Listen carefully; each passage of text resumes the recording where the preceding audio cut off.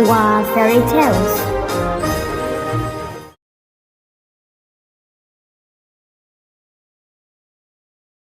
एक बार की बात है, गहरे समुद्र में एक जादुई राज्य था जिसके बारे में किसी ने कभी नहीं सुना था। वहां कई प्रकार के जीव रहते थे, जैसे कि समुद्री प्रजातियां और सुंदर जलपरी भी।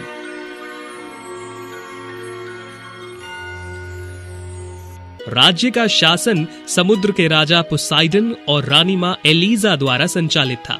पोसाइडन की 3 बेटियां थीं और एक मृतक पत्नी थी जिनसे वो बहुत प्यार करते थे। एरियल नाम की सबसे छोटी राजकुमारी, जो अभी 18 साल की हुई थी, वो उसकी सबसे खूबसूरत बेटी थी। एरियल बहुत दयालु थी और हमेशा हर किसी की परवाह करती थी। जब भी वो इधर उधर समुद्र में घूमती थी तो वे अक्सर उन सभी जीवों की मदद करने को तैयार रहती थी जो मुश्किल में होते थे। उसके मॉली और डॉल्फिन नाम के 2 करीबी दोस्त थे, जो कि एक व्हेल और एक डॉल्फिन थे। इसके अलावा उसकी माँ से विरासत में उसको मिली एक अद्भुत और लुभावनी आवाज थी। जब भी वो गाती थी, सभी प्रजातियां उसको ध्यान से सुनती थी। एरियल वास्तव में बाहर की दुनिया के बारे में और अधिक जानना चाहती थी, लेकिन उसके पिता और दादी उसे हमेशा मना करते थे। उन्होंने तीनों राजकुमारियों को कभी भी राज्य छोड़ने की अनुमति नहीं दी। मैं जो कुछ भी करता हूँ वो सिर्फ आपकी रक्षा के लिए है। मानव दुनिया बहुत खतरनाक है, साथ ही जमीन पर बसे लोगों के नियम भी हमसे अलग हैं। आपके पिता सही हैं। इस राज्य के बाहर कई खतरे हैं जिसके बारे में आप कभी सोच भी नहीं सकते। लेकिन मैं वास्तव में इंसानों से मिलना चाहती हूँ। क्या वो हमारी तरह दिखते हैं दादी? मनुष्य के पास जमीन पर चलने के लिए पैर हैं, लेकिन हमारे पास नहीं।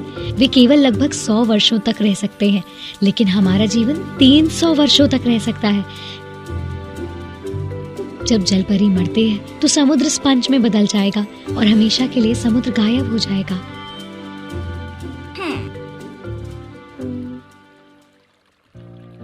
मैं वास्तव में लोगों से मिलना चाहती हूँ और मुख्य भूमि पर सुंदर दृश्य देखना चाहती हूँ। मेरा मानना है कि वे हमारी तरह दयालु होंगे। क्योंकि उसके दोस्तों ने बाहरी दुनिया के बारे में उसे बताया था, इसीलिए एरियल और अधिक उत्सुक थी। फिर उसने अपने दोस्तों की मदद से भागने का फैसला लिया। मॉली लंबे समय से इस राज्य में रही थी। डॉल्फिन के साथ मिलकर वे आसानी से समुद्र के गेट के अंदर और बाहर जा सकती थी। गेट के बाहर जाकर मॉली ने अपना मुंह खोला और इस तरह एरियल बचकर निकल सकी। इसी तरह पहली बार उसे पानी से ऊपर की खूबसूरत दुनिया देखने का मौका मिला। कितना कमाल है ये। डॉल्फिन, वहाँ से कुछ आवाजें आ रही हैं। देखो, एक नाव एरियल के पास आ रही थी। वो राजकुमार विलियम की नाव थी और नाव पर हर कोई उनकी 20वें जन्मदिन का जश्न मना रहा था। भूमि के एक राजकुमार, वो बहुत खूबसूरत और सुंदर लग रहे हैं। एरियल, हम इंसानों के बहुत करीब हैं। नाव पर लोग बहुत खतरनाक लग रहे हैं। बेहतर होगा हम वापस चलते हैं, नहीं तो वो हमें देख भी सकते हैं। नहीं डॉल्फिन, वो एक बुरे आदमी की तरह नहीं दिखाई दे रहे। उन्हें देखकर मैं सिर्फ गाना गाना चाहती हूँ।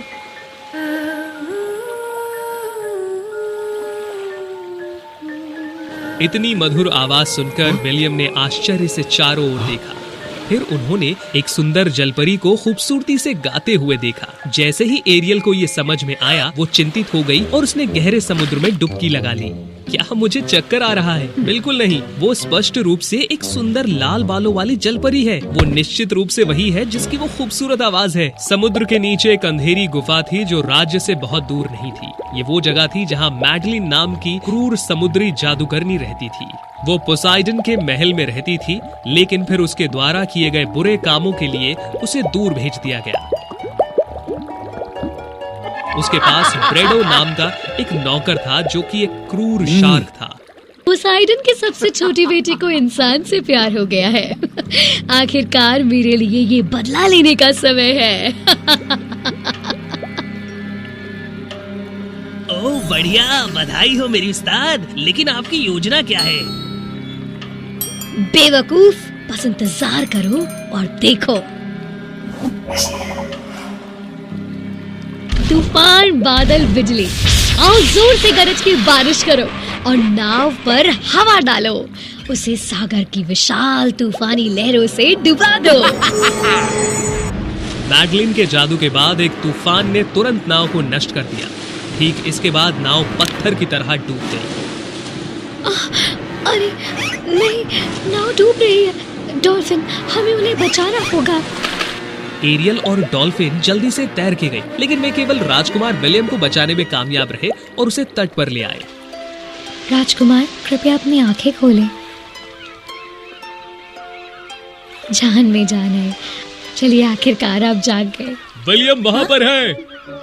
एरियल, लोग आ रहे हैं, हमें जाना है। एरियल घबरा गई और जल्दी से डॉल्फिन के साथ समुद्र में कूद गई और उन्होंने खुद को छुपा लिया। कुछ ही क्षण बाद एक राजा और एक राजकुमारी वहाँ पहुँचे। वे बेहद राहत महसूस कर रहे थे क्योंकि विलियम ठीक था। विलियम, क्या तुम ठीक हो? मैं जुलाई हूँ, तुम्हारी मंगेतर। मैं ठीक हूँ जुलाई। पिताजी, एक लड़की थी जिसने मुझे बचाया। मैं उसका चेहरा स्पष्ट रूप से नहीं देख पाया, लेकिन उसके लाल बाल थे। और क्या? इससे ज्यादा कुछ नहीं, मैं अभी भूल गया हूँ। वो निस्संदेह एक जलपरी थी जिसने उस सुंदर गीत को गाया।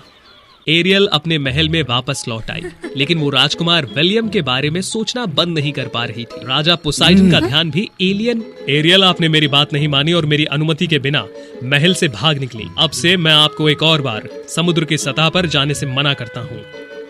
एरियल बहुत निराश थी। वो अब भी राजकुमार को फिर से देखना चाहती थी। जब वो डॉल्फिन को ये बता रही थी, शार्क ब्रेडो वहाँ आ गया।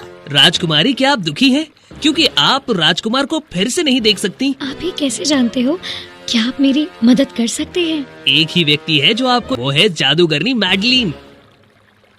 विलियम को फिर से देखने की इच्छा के कारण एलियन तुरंत उसकी बात से सहमत हो गई। आप ऐसा नहीं कर सकते एरियल। अगर आपके पिता को इस बारे में पता चल गया तो मुश्किल पड़ जाएगी। बात करना बंद करो, तुम उसकी खुशी को नष्ट मत करो। उसके बाद एरियल ने डॉल्फिन को तसल्ली दी और ब्रैडो का पीछा किया मैडलिन की गुफा तक। जादूगरनी मैडलिन ने ये सब अपने जादुई बॉल में पहले से ही देख लिया था। सब कुछ वैसा ही हुआ जैसा मैंने उम्मीद की थी। मैं फिर से राजकुमार से मिलने के लिए इंसान बनना चाहती हूँ। क्या आप मेरी मदद कर सकते हैं? बहुत ही आसान है। मैं आपको पीने के लिए एक औषधि दूंगी जो आपकी पूंछ को इंसान के पैरों में बदल सकती है। उसके बाद आप अपने राजकुमार के साथ जमीन पर चल पाएंगी, लेकिन बदले में मुझे आपकी मीठी आवाज चाहिए। लेकिन याद रखना, अगर राजकुमार किसी और लड़की से शादी करते हैं तो आप मर जाएंगी और हमेशा के लिए समुद्र स्पंज बन जाएगा। विलियम के प्रति उसके प्यार और उसके साथ रहने की इच्छा के कारण एरियल ने औषधि पीना स्वीकार किया। अब तुम्हारी मीठी आवाज मेरी है। एरियल समुद्र की सतह पर तैरने लगी। उसकी जलपरी की पूंछ धीरे धीरे गायब हो गई और इसकी जगह मानव के पैर आ गए। वो तट पर गई और उसने पैरों की आदत डालने की कोशिश की। विलियम भी वहीं था। वह भी उसे खोजना चाहता था जिसने उसे एक दिन पहले बचाया। एक सुंदर लाल बालों वाली लड़की को देखकर उसने पहचान लिया और उसकी तरफ दौड़ा। हेलो, मैं राजकुमार विलियम हूँ। आप इतनी जानी पहचानी लग रही हैं, मानो हम पहले मिले हों, है ना? लेकिन एरियल के पास अब अपनी आवाज नहीं थी। वो एक भी शब्द नहीं कह सकती थी, इसीलिए सिर्फ सिर हिला रही थी। ऐसा लगता है कि ये बात करने में सक्षम नहीं है, बेचारी। यदि हाँ, तो ये वो लड़की नहीं है जिसकी मुझे तलाश है। मैं उसकी आवाज को कैसे भूल सकता हूँ? हालांकि एरियल की मदद करने और उसे अपने महल में आने देने की उसने विनती की। राजा वहाँ विलियम और राजकुमारी जुलाई की शादी की तैयारी कर रहे थे। विलियम को जुलाई से प्यार नहीं था, लेकिन उस लड़की से था जिसने उसे बचाया। लेकिन उसके अंदर अपने पिता के आदेश को ना मानने की हिम्मत नहीं थी। एरियल बहुत दुखी थी क्योंकि विलियम से वो कुछ कह नहीं सकती थी। और अगले दिन जब विलियम की शादी होगी तो उसे हमेशा के लिए समुद्री स्पंज में बदल जाना होगा। उस वक्त डॉल्फिन वापस आई और एरियल की दोनों बहनों को पूरी कहानी बताई। वो जल्दी से राजा को कुछ भी बताए बिना जादूगरनी मैडलिन की गुफा की ओर चली गईं। मैडलिन, कृपया एरियल को रहने दो। हम आपके बहुत आभारी रहेंगे। ऐसा कैसे हो सकता है? आज 2 राजकुमारियों को मेरे जैसी जादूगरनी के आगे भीख मांगने के लिए यहाँ आना पड़ा। ठीक है, यदि एरियल ने राजकुमार विलियम को इस चाकू से मार दिया तो हमारा जादू टूट जाएगा और एरियल फिर से जलपरी बन जाएगी। एरियल जब अपनी आखिरी सुबह पीड़ा में जीने वाली थी, तब उसकी दोनों बहनें मैडलिन के चाकू के साथ पहुंची। एरियल, बेहतर होगा कि आप इस चाकू का इस्तेमाल राजकुमार को मारने के लिए करें। नहीं बहनों, मैं ऐसा नहीं कर सकती। आपको उसे जाने देना चाहिए क्योंकि वो आपसे कभी प्यार नहीं करेगा। ऐसा करो और हमेशा के लिए वापस हमारे साथ चलो। एरियल बेहद उलझन में थी। चाकू को साथ लिए वो सोते हुए राजकुमार के कमरे में घुस गई, लेकिन जिसको वो प्यार कर सकती थी वो उसके साथ इतना बुरा कैसे कर सकती थी? नहीं, मरना और स्पंज में बदलना अभी भी उसे खुद मारने से बेहतर है। एरियल समुद्र के किनारे लौट आई। चाकू को देखते हुए उसकी बहनों को पता था कि वो ऐसा नहीं कर पाई। जब सूरज उगा तो विलियम की शादी होने वाली थी। उसने बिना इच्छा के राजकुमारी जुलाई के पास कदम रखा। हालांकि उसने हमेशा उस जलपरी के बारे में सोचा जिसने उसे बचाया। एरियल इतनी दुखी थी कि वो पानी में कूद गई और एक चमकदार समुद्री स्पंज में बदल गई, जो उसकी आत्मा का अवतार था। नतीजतन समुद्री स्पंज गहरे समुद्र में डूब गया। स्पंज तब समुद्र में चला गया। समुद्री लहरों ने उसे चट्टानों से कई बार टकराया, जिसकी आवाज गायब होने से पहले एरियल के आखिरी गाने जैसी थी। ध्वनि पूरे समुद्र में गूंज रही थी, यहाँ तक कि किनारे तक भी पहुंच गई। जब शादी हो रही थी, विलियम को अचानक एक मधुर आवाज सुनाई दी, जो उसकी प्यारी जलपरी की आवाज से अलग नहीं थी। बिल्कुल, ये उसी की आवाज है। वही है जिसे मैं प्यार करता हूँ और मुझे हर कीमत पर उसके साथ रहना है। ये शादी अब नहीं हो सकती।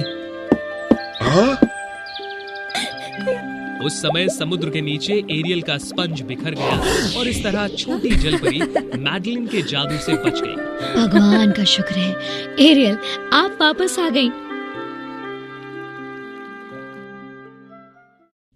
राजकुमार ने शादी को रद्द कर दिया। एरियल भी गायब नहीं हुई। मेरी सही योजना को खत्म कर दिया। ठीक है, फिर मैं खुद उसे मार डालूंगी। आप कितनी भाग्यशाली हैं, लेकिन इसका कोई मतलब नहीं होगा क्योंकि पोसाइडन को इसकी कीमत चुकानी होगी। उसे जीवन भर इसका दर्द भुगतना पड़ेगा। उस क्षण समुद्र में कुछ उथल पुथल हुई। पोसाइडन धीरे से पानी से बाहर आया। नहीं मैडलिन, इसके बारे में सपने मत देखो, ऐसा कभी नहीं होगा। हुआ ये कि राजा को उनकी दोनों बेटियों द्वारा सूचित किया गया और वो एरियल को बचाने के लिए वहां आ गए। पोसाइडन, मैं तुमसे घृणा करती हूँ। कोई चारा नहीं है जो तुम जिंदा बच जाओ। तुम मेरी विरोधी भी नहीं हो। एरियल की आवाज वापस। मैडलिन ने गुस्से में हमले के लिए अपने जादू का इस्तेमाल किया और पोसाइडन ने उस पर त्रिशूल से हमला किया। चूंकि वे अभी भी कमजोर थी, इसीलिए उसे समुद्र के राजा से लड़ाई करने की पूरी कोशिश करनी पड़ी। उस क्षण रानी माँ एलिजा और एरियल की 2 बहनें भी पहुंची और उन्होंने एक साथ मैडलिन पर हमला किया। जैसे ही जादूगरनी का ध्यान हटका, वो पोसाइडन की चपेट में आ गई। उसके शरीर से चमत्कारिक सीप उड़ गई और कई टुकड़ों में बिखर गई। तुरंत उसी के साथ एरियल की आवाज वापस आ गई। बहुत अच्छा हुआ, मुझे मेरी आवाज वापस मिल गई। आप सभी को धन्यवाद। सब कुछ इस तरह से खत्म नहीं होगा। मैं निश्चित रूप से वापस आऊंगी। रुको और देखते रहो। उनकी लड़ाई के ठीक बाद विलियम तट पर पहुंचा। एरियल को देखकर उसकी ओर तेजी से भागा। आखिरकार मैं आपको देख सकता हूँ, जिसने मुझे उस समय बचाया था। आपकी खूबसूरत आवाज हमेशा मेरे दिलो दिमाग में छाई रही। मेरा नाम एरियल है, मुझे पहचानने के लिए धन्यवाद। उसके जाने के बाद एरियल ने विलियम को अपने परिवार से मिलवाया ताकि वो उनसे उनकी शादी के लिए कह सके। वे चाहते थे कि पानी के नीचे का राज्य और मुख्य भूमि एक साथ सद्भाव में रहे। एरियल और विलियम एक साथ किनारे पर खड़े थे और पानी में खड़े पोसाइडन से बात की। हम वास्तव में एक दूसरे से प्यार करते हैं। क्या मेरी माँ भी इंसान नहीं थी? ठीक है, मैं सहमत हूँ। एरियल मानव दुनिया का हिस्सा बनने वाली पहली जलपरी थी। हर किसी को एक जलपरी और भूमि पर एक राजकुमार की ऐसी अद्भुत शादी को देखने का मौका मिला। वे जीवन भर सुख से रहे।